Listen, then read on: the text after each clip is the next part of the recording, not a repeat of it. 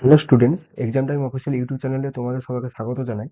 আজকে যে ভিডিওটা নিয়ে এসেছি সেটা ইন্ডিয়ান ন্যাশনাল কংগ্রেসের ওপর। আজকে এই ভিডিওটায় আমরা দেখে নেব ইন্ডিয়ান ন্যাশনাল কংগ্রেস এটার কেন জন্ম হয়েছিল বা এটার কেন দরকার ছিল ইন্ডিয়ান ন্যাশনাল কংগ্রেসের, এবং এর যে অনেকগুলো সেশন রয়েছে সেই সেই সব সেশনগুলোর মধ্যে যেগুলো মোস্ট ইম্পর্টেন্ট সেশন সেগুলো আজকে ভিডিওটা আলোচনা করব। তো ভিডিওটা হয়তো বড় হতে পারে, কিন্তু প্রত্যেকের রিকোয়েস্ট থাকবে যে ধৈর্য সহকারে সেই ভিডিওটা দেখতে। আর ইন্ডিয়ান ন্যাশনাল কংগ্রেস এখান থেকে তোমরা ডব্লিউবিসিএস পরীক্ষা হোক বা অন্যান্য যে রাজ্য সরকারের পরীক্ষাগুলো আছে বা যে কোনো কম্পিটিটিভ এক্সামে প্রচুর কোশ্চেন দেখে রাখো। তো এটা খুব একটা ইম্পর্টেন্ট টপিক, সেজন্য এই ভিডিওটা চেষ্টা করেছি যে পুরোটাই কভার করার। তো প্রত্যেকে রিকোয়েস্ট করবো যে খুব ধৈর্য সহকারে ভিডিওটা দেখার। তো চলো আজকে ভিডিওটা তাহলে শুরু করা যাক। প্রথমে বলে রাখি যে ইন্ডিয়ান ন্যাশনাল কংগ্রেস এটা আমি আইএনসি দিয়ে ডিনোট করব। আইএনসি দিয়ে আমি সংক্ষেপে এটা ডিনোট করব। তো কারণ বারবার ইন্ডিয়ান ন্যাশনাল কংগ্রেস তো বলা সম্ভব না, তো আইএনসি দিয়ে আমি এটা বলার চেষ্টা করব। তো এই ইন্ডিয়ান ন্যাশনাল কংগ্রেস, আহ, এই কনসেপ্টটা প্রথমে দেখে নিই যে এটা এলো কেন। যখন 1857 সালে মহাবিদ্রোহ বা সিপাহী বিদ্রোহ হলো, তো তারপরে দেশে চরম খাদ্যাভাব বা আহ, চাকরির অভাব এগুলো দেখা দিতে শুরু করে। সে সময় চারিদিকে বিদ্রোহ হয়, কারণ যারা শিক্ষিত ছিলেন তারা সঠিক তাদের পদমর্যাদা অনুসারে গভর্নমেন্টের যে বিভিন্ন সার্ভিস হোক বা গভর্নমেন্টের যে বড় বড় পদগুলো হোক সেখানে তো তারা যেতে পারছিলেন না, কারণ সেগুলো কোথাও না কোথাও ইংরেজদের জন্যই বরাদ্দ করা ছিল। তো তাদের মধ্যে যার ফলে একটা চরম শিক্ষিতদের মধ্যে একটা চরম অসন্তোষ দেখা দেয়। এবারে এই জিনিসটা কিন্তু খেয়াল করলেন একজন ব্রিটিশ সিভিল সার্ভেন্ট, ঠিক আছে? তো তার নাম হচ্ছেন অ্যালান অক্টেভিয়াম হিউম। সেই ব্রিটিশ সিভিল সার্ভেন্ট, আমি লিখে দিচ্ছি এখানে, ওনার নাম হচ্ছে Allan Octavian Hume. Allan Octavian Allan Octavian Hume, এটাকে সংক্ষেপে আমি বলবো ইও হিউম। ইনি কে ছিলেন? ইনি একজন ব্রিটিশ সিভিল সার্ভেন্ট ছিলেন। তো আমি লিখে দিচ্ছি এখানে, ইনি ছিলেন একজন British civil servant. British civil servant. তো আহ, ইনি প্রথম এটা লক্ষ্য করলেন যে আহ, এই যে বিদ্রোহটা যেটা চলছে, যে এত একটা অ্যাগিটেশন দেখা দিচ্ছে, সেটা যদি সঠিক রূপ না দেওয়া হয় তাহলে সেটি পরবর্তী ক্ষেত্রে ইংরেজদের জন্য খুব ভয়ানক হবে, এবং এটা খুব একটা ভালো জিনিস হবে না। ইংরেজদের জন্য খুব একটা মঙ্গলজনক জিনিস হবে না। সেটি তিনি যখন বুঝতে পারেন, তখন তিনি দেখলেন যে না, এটাকে একটা সঠিক রূপ দান করতে হবে, ঠিক আছে? তা না হলে পরবর্তী ক্ষেত্রে বড় সমস্যা দেখা দিতে পারে। সেই জন্য তিনি এই ইন্ডিয়ান ন্যাশনাল কংগ্রেস এই কনসেপ্টটা তার মাথাতে তখন আসতে থাকলো যে শিক্ষিত যারা আছেন, যারা ইংরেজি ভাষাতে দক্ষ, তাদেরকে যদি আমরা একটা কি বলবো, একটা যদি কংগ্রেস গঠন করি, একটা যদি টিম গঠন করি, যাদেরকে বিভিন্ন পলিটিক্যালি ভাবে যাতে অ্যাওয়ারনেসটা আস্তে আস্তে আস্তে আস্তে এগিয়ে নেওয়া যায়, তার জন্য তাদেরকে নিয়ে একটা সংগঠন বলা যেতে পারে। এটা তার মাথাতে আসছিল যে এই শিক্ষিত বেকারদেরকে যদি এই সংগঠনগুলোর মধ্যে ঢোকানো যায়, তাহলে তারা আর সেই বড় বড় যে পদমর্যাদাগুলো আছে বা এই যে অ্যাগিটেশন, এই যে এটা চলছে ইংরেজদের এগেনস্টে, সেই জিনিসটা থেকে কোথাও না কোথাও তারা বিরত থাকবে। তো যার খুব একটা ভয়ানক পরিস্থিতি কিন্তু তখন সৃষ্টি হবে না। তো সেই জন্যই ইন্ডিয়ান ন্যাশনাল কংগ্রেস এই জিনিসটা তার মাথাতে তখন আসছিল। তো এই সময়তে সালটা তখন ছিল 1883, ডিসেম্বর 1883। সে সময়তে সুরেন্দ্রনাথ ব্যানার্জি সুরেন্দ্রনাথ তো সেই সুরেন্দ্রনাথ ব্যানার্জি, যেটাকে আমি লিখবো এস এন ব্যানার্জি বলে, S N Banerjee, S N Banerjee অর্থাৎ সুরেন্দ্রনাথ ব্যানার্জি, তিনি কি করলেন যে ফার্স্ট ন্যাশনাল কনফারেন্স তিনি একটা হেল্প করলেন। First national conference, first national conference first national conference এটি করা হয়েছিল 28শে ডিসেম্বর থেকে 30শে ডিসেম্বর, 28শে ডিসেম্বর থেকে 30 ডিসেম্বর, 30শে ডিসেম্বর কত সাল না 1883 সাল। তিনি ফার্স্ট একটা ন্যাশনাল কনফারেন্স করলেন, সেটা ক্যালকাটাতে করা হয়েছিল। তখন তো ক্যালকাটা বলতো, এখন কলকাতা, তখন ক্যালকাটা বলা হতো। তো ক্যালকাটাতে করা হয়েছিল ফার্স্ট ন্যাশনাল কনফারেন্স। ইলবার্ট বিল আমাদের যেটা ছিল, সেটার জন্য একটা যারা শিক্ষিত, ঠিক আছে, তাদের একটা অধিবেশন ছিল, তাদের একটা কনফারেন্স, সেটা সেই সময় ছিল। বা গভর্নমেন্টের যে অন্যান্য যে রিপ্রেসিভ আমাদের যে মেজার্স গুলো গভর্নমেন্ট নিয়েছিল যে দমিয়ে রাখার জন্য ভারতীয়দেরকে, তো সেটার এগেনস্টে কোথাও না কোথাও একটা আওয়াজ করার জন্যই এই ফার্স্ট ন্যাশনাল কনফারেন্সটা তিনি করেছিলেন 1883 সালের এই ডিসেম্বরে, এই যে 28শে ডিসেম্বর থেকে 30শে ডিসেম্বর। এরপরে এর আগে ফেব্রুয়ারি 1883 সে সময় তো একটা ঘটনা ঘটে, ফেব্রুয়ারি 1883, সেটা কি না একটা মানে লেটার, একটা আইরিশ মেম্বার, যিনি হাউস অফ কমন্সের একজন আইরিশ মেম্বার ছিলেন, হাউস অফ কমন্সের একজন আইরিশ মেম্বার ছিলেন, হাউস অফ কমন্সের ইনি ছিলেন।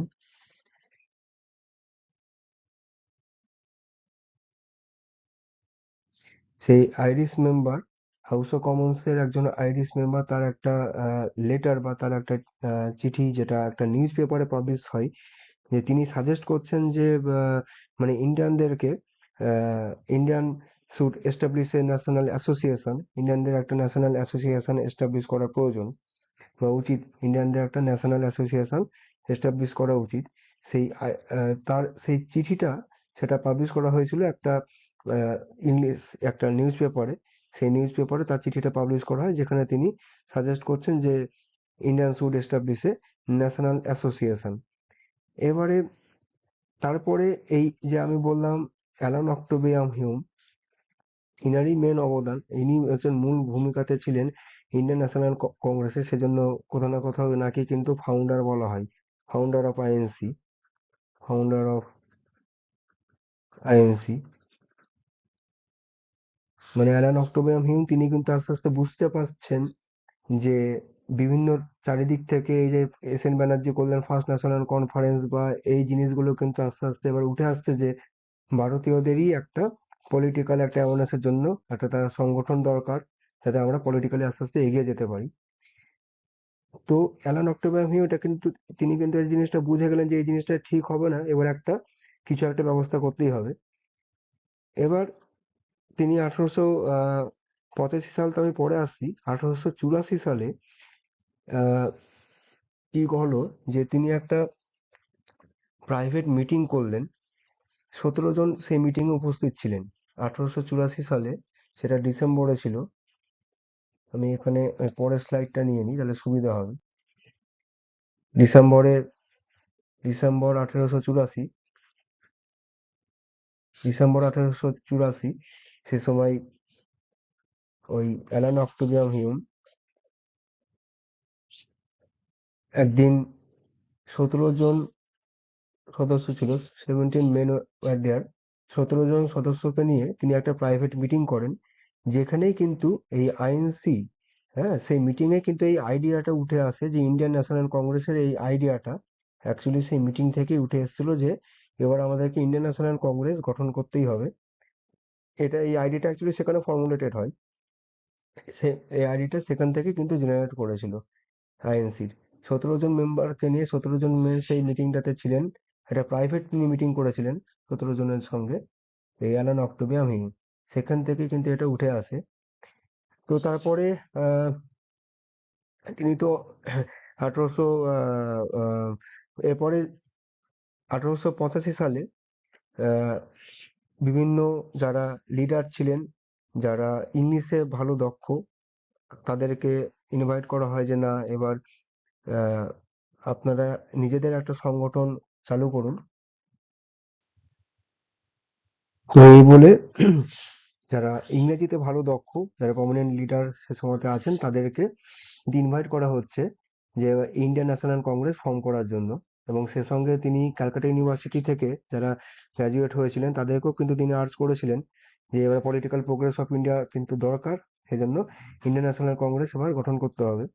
তো এই অ্যালান অক্টোবিয়াম হিউম, ইনাকে কিন্তু ফাউন্ডার বলা হয়, এই জন্য ইন্ডিয়ান ন্যাশনাল কংগ্রেসের ইনি মেন ছিলেন। So founder of the INC যদি আমি বলি তাহলে এই অ্যালান অক্টোবিয়াম হিউম ইনি কিন্তু হচ্ছেন ফাউন্ডার। শেষ অবধি গিয়ে আইএনসি রূপ পেল বা INC was came into force, আমি যদি বলি INC was come into force, মানে ফাইনালি কবে এস্টাবলিশড হলো এটা? এটা হলো 28শে ডিসেম্বর 1885।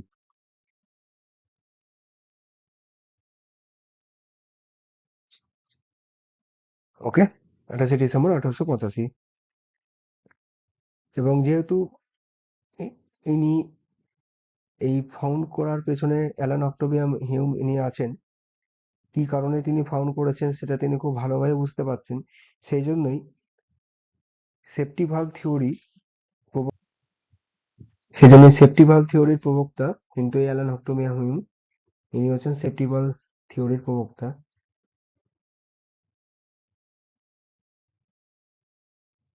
সেফটি ভালভ থিওরি,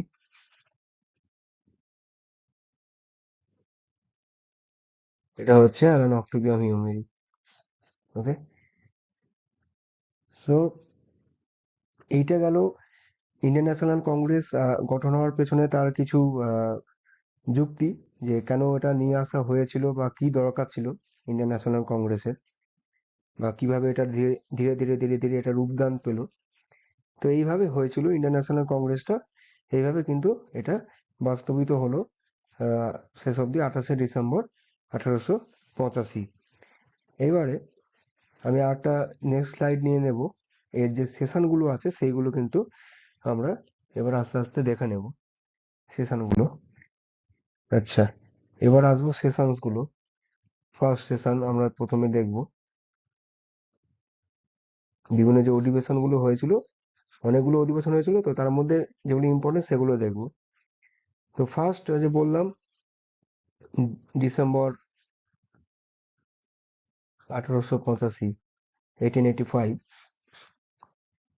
তো এইখানে বলে রাখি এই 1885 সালে অধিবেশনটা হয় বোম্বে, সে সময় বোম্বে বলতে যেটা এখন মুম্বাই, সে সময় সেটাকে বোম্বে বলা হতো, বর্তমানে যেটা মুম্বাই। তো এটা অ্যাকচুয়ালি হয়েছিল বোম্বেতে, কিন্তু এটা হওয়ার কথা ছিল কোথায় না পুনেতে। সে সময় তো পুনা বলা হতো, এখন তো পুনে হয়ে গেছে। এটা হওয়ার কথা ছিল পুনেতে। কেন এটা হওয়ার কথা ছিল পুনেতে, বা কেন হলো না, মানে বোম্বাইয়ে কেন করতে হলো? পুনেতে হওয়ার কথা ছিল কিন্তু বোম্বাইয়ে কেন করতে হলো, সেটা হচ্ছে এই সময়তে না পুনেতে কলেরা কলেরা স্প্রেড করেছিল। হ্যাঁ, কলেরার আউটব্রেক হয়েছিল। সে কলেরা যেহেতু আউটব্রেক হয়, সেজন্য সেটা আমাদের বোম্বাইতে কি হলো, কলেরা আউটব্রেক হলো এ সময়তে পুনেতে, কলেরার আউটব্রেক হয়, কলেরা ছড়িয়ে পড়ে। সেই জন্য পুনে থেকে ডিসিশন চেঞ্জ করে করা হলো বোম্বেতে। আগে পুনে করা হয়েছিল, পরে মানে ভাবা হয়েছিল যে পুনেতেই হবে, কলেরা আউটব্রেকের জন্য সেটা বোম্বেতে করা হয়। তাহলে ফার্স্ট সেশন এটা ডিসেম্বর 1885-এ আইএনসির প্রথম অধিবেশন হলো, বোম্বেতে হলো। প্রেসিডেন্ট কে ছিলেন? প্রত্যেকটারই একটা করে প্রেসিডেন্ট ছিলেন, কে লিড করলেন ডব্লিউ.সি ব্যানার্জি বা উমেশ চন্দ্র ব্যানার্জি। ডব্লিউ.সি ব্যানার্জি বা উমেশ চন্দ্র ব্যানার্জি, পুরো নাম উমেশ চন্দ্র ব্যানার্জি, সংক্ষেপে আমি ডব্লিউ.সি ব্যানার্জি লিখছি। ফার্স্ট এই যে সেশনটা হলো, সেখানে 72 ডেলিগেটস ছিল, বা 72 জন প্রতিনিধি ছিল, 72 ডেলিগেটস ছিল। 72 ডেলিগেটস এর মধ্যে 2 জন মুসলিম ছিলেন সে সময়। 72 জন ডেলিগেটস ছিলেন টোটাল, 72 জন প্রতিনিধি সেটাতে অ্যাটেন্ড করেন। এবার এই যখন আহ, এটা যখন কমপ্লিট হয়ে যায়, মানে সেশনটা যখন কমপ্লিট হয়, তো সেশনটা যখন এন্ড হয়, তখন তৎকালীন যে ভাইসরয় ছিলেন লর্ড ডাফেরিন, তৎকালীন যিনি ভাইসরয় ছিলেন লর্ড ডাফোডিন, আমি ওখানে লিখি লর্ড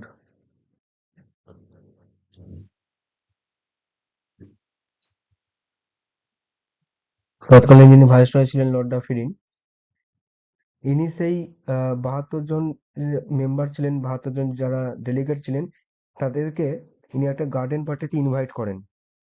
তাদেরকে একটা গার্ডেন পার্টিতে ইনভাইট করেন। একটা গার্ডেন পার্টিতে ইনি ইনভাইট করেন। এক মিনিট। এই গার্ডেন পার্টিটা কোথায় অনুষ্ঠিত হয়েছিল? এটা হয়েছিল গোকুলদাস তেজপাল সংস্কৃত কলেজে। এটা হয়েছিল গোকুলদাস তেজপাল সংস্কৃত কলেজে। গোকুলদাস গোকুলদাস তেজপাল সংস্কৃত কলেজ।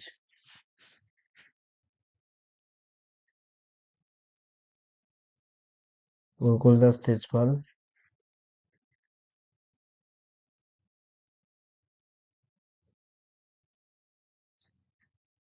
সংস্কৃত কলেজ। এখানে 72 জন ডেলিগেটকে তিনি ইনভাইট করেছিলেন গোকুলদাস তেজপাল সংস্কৃত কলেজে। তো মোটামুটি এইটাই ছিল ফার্স্ট সেশন এবং তার কিছু ইম্পর্টেন্ট পয়েন্ট। এবার আমরা দেখে নেব সেকেন্ড সেশন, যেটা হয়েছিল ক্যালকাটাতে, তৎকালীন মানে এখন তো কলকাতা, তৎকালীন ক্যালকাটা। নেক্সট স্লাইডে দেখে নেব সেকেন্ড সেশন ডিসেম্বর, এটা হয়েছিল 1886। ফার্স্টটা হয় ডিসেম্বর 1885, এটা 1886 সেকেন্ড। এটাতে কে প্রেসিডেন্ট ছিলেন? এটাতে প্রেসিডেন্ট ছিলেন দাদাভাই নৌরাজি। দাদাভাই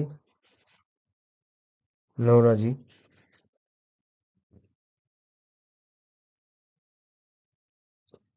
দাদাভাই নৌরাজি এটাতে প্রেসিডেন্ট ছিলেন। এখানে কতজন অ্যাটেন্ড করেন?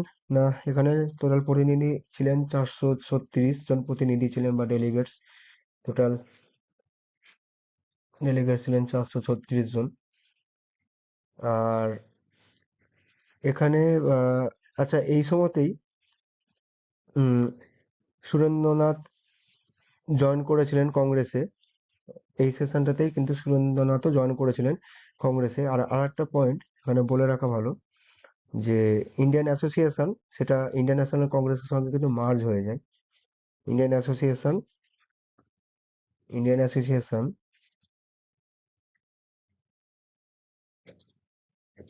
কিন্তু এই সময় মার্জ হয়ে গেছিল। কার সাথে? না, আইএনসির সাথে। ইন্ডিয়ান অ্যাসোসিয়েশন আইএনসির সাথে কিন্তু মার্জ হয়ে গেল। এটা হয়েছিল এই 1886, এই যে সেকেন্ড সেশন, এই সময়টা। তাহলে সেকেন্ড সেশনে দাদাভাই নৌরাজি ইনি প্রেসিডেন্ট ছিলেন। ইনি প্রেসিডেন্ট ছিলেন। সেকেন্ড সেশনে 436 জন প্রতিনিধি সেখানে উপস্থিত ছিলেন। আর ইন্ডিয়ান অ্যাসোসিয়েশন এ সময়তে মার্জ হয়ে গেল আইএনসি। আর সুরেন্দ্রনাথ ইনিও কিন্তু এই কংগ্রেসে জয়েন করলেন এই সেকেন্ড সেশনেই। তো এটা গেল সেকেন্ড সেশন। এবার থার্ড সেশন দেখব। থার্ড সেশন দেখব থার্ড সেশন হয় 1887, ডিসেম্বর 1887। ডিসেম্বর 1887। ওকে, এটা হয় থার্ড সেশন। থার্ড সেশন কোথায় অনুষ্ঠিত হয়েছিল? থার্ড সেশন হয়েছিল মাদ্রাসে। থার্ড সেশন, ও আচ্ছা, সেকেন্ড সেশন এটা কিন্তু ক্যালকাটাতে হয়। এটা ক্যালকাটা, তখন ক্যালকাটা বলা হতো। আর থার্ড সেশন হয় মাদ্রাসে। এ সময় প্রেসিডেন্ট কে ছিলেন? আইএনসির প্রেসিডেন্ট এ সময় ছিলেন বদরউদ্দিন তৈয়বজি। বদরউদ্দিন তৈয়বজি। বদরউদ্দিন তৈয়বজি এ সময় তিনি প্রেসিডেন্ট ছিলেন আইএনসির। আর এখানে বলে রাখা ভালো, এই বদরউদ্দিন তৈয়বজি ইনি কিন্তু first Muslim president of INC. First Muslim president of INC. যদি বলে যে প্রথম মুসলিম প্রেসিডেন্ট আইএনসি কে ছিলেন, এটা কিন্তু হবে Badruddin Tyabji, first Muslim president of INC. তাহলে first Muslim president of INC কোন সেশনে ছিলেন? না, তৃতীয় সেশন, যেটা 1887 সালে হয়। সেটার কোথায় অনুষ্ঠিত হয়? না, মাদ্রাসে। আর এটার প্রেসিডেন্ট কে ছিলেন বদরুদ্দিন তৈয়বজি, ইনি কিন্তু আইএনসির প্রথম মুসলিম প্রেসিডেন্ট। ঠিক আছে, ফার্স্ট মুসলিম প্রেসিডেন্ট। আচ্ছা, এবার আমরা দেখে নেব, তাহলে তিনটে হলো, এবার দেখে নেব চতুর্থ সেশন। আচ্ছা, তাহলে এবার দেখে নেব ফোর্থ সেশন। এবার দেখে নেব ফোর্থ সেশন। ফোর্থ সেশন এটা কোথায় হয়? এটা আচ্ছা, এটা কবে হয়? এটা হয় ডিসেম্বর 1888। এটা অনুষ্ঠিত হয়েছিল এলাহাবাদে। এল- এলাহাবাদ, যেটা বর্তমানে প্রয়াগরাজ নামে পরিচিত। এলাহাবাদ বর্তমানে প্রয়াগরাজ নামে পরিচিত। এটার প্রেসিডেন্ট কে ছিলেন? এটার প্রেসিডেন্ট ছিলেন জর্জ ইউল। এটার প্রেসিডেন্ট ছিলেন জর্জ ইউল। এটার প্রেসিডেন্ট ছিলেন জর্জ ইউল। তাহলে ফোর্থ সেশন এটা ডিসেম্বর 1888। কোথায় হয়? এলাহাবাদে হয়। প্রেসিডেন্ট কে ছিলেন জর্জ ইউল। এবার ইনি কিন্তু প্রথম ব্রিটিশ প্রেসিডেন্টও ছিলেন আইএনসির। এর আগে তো আইএনসি যেগুলো দেখলাম সব প্রথমে ছিলেন উমেশ চন্দ্র ব্যানার্জি 1885 সালে ফার্স্ট সেশন, সেকেন্ড সেশন দেখলাম দাদাভাই নওরোজি, থার্ড সেশন দেখলাম ফার্স্ট মুসলিম প্রেসিডেন্ট থার্ড সেশনে বদরুদ্দিন তৈয়বজি। এবার ফোর্থ সেশনে কে? George he'll. তো ইনি যেহেতু বিদেশে ছিলেন, তো first British president of INC, first British president of INC, British president of INC. ইনি ছিলেন প্রথম ব্রিটিশ প্রেসিডেন্ট ইন্ডিয়ান ন্যাশনাল কংগ্রেসের। ইনার আগে কিন্তু কেউ ছিলেন না। ইনার আগে যারা ছিলেন তারা সবাই ভারতীয়। ইনি কিন্তু প্রথম ব্রিটিশ প্রেসিডেন্ট, জর্জ ইউল। আচ্ছা, এবার আসবো ফিফথ, যদি দেখে নিই সেশন, সেটা হয়েছিল ডিসেম্বর 1889। কোথায় হয়? না, এটা হয় বোম্বেতে। তখন বোম্বে বলা হতো, এখন মুম্বাই। তো প্রেসিডেন্ট কে ছিলেন এটার? এটার প্রেসিডেন্ট ছিলেন স্যার উইলিয়াম স্যার উইলিয়াম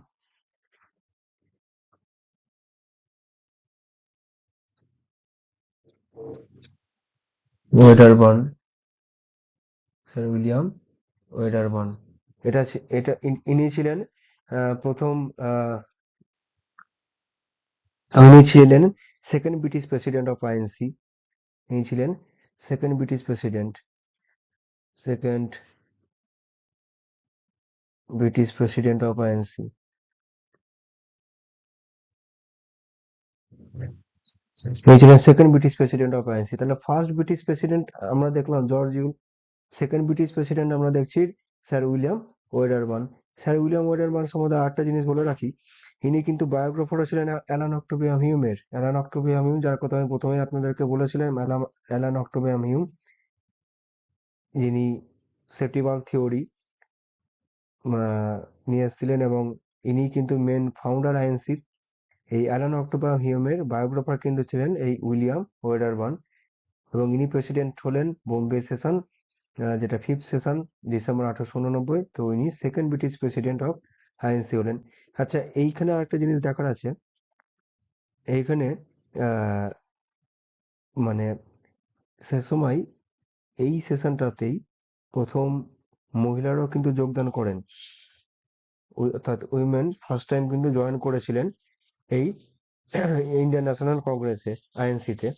এবং প্রথমবার, মানে এই ফার্স্ট টাইম 10 জন উইমেন কিন্তু সেখানে যোগদান করে।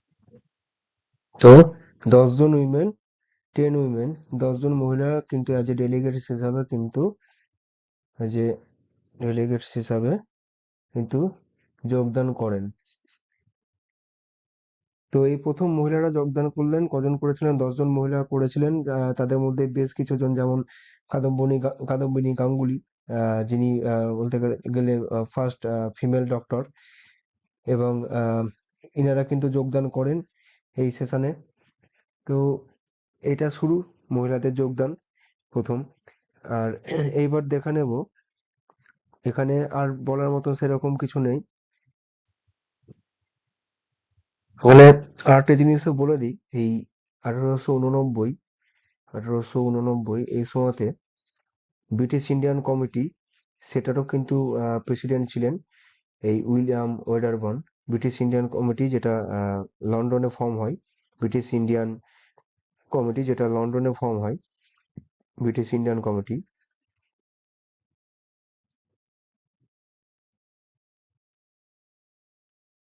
জায়গাটা খুব ছোট হয়ে গেছে এখানে, আমি ইয়ে করে দিচ্ছি একটু।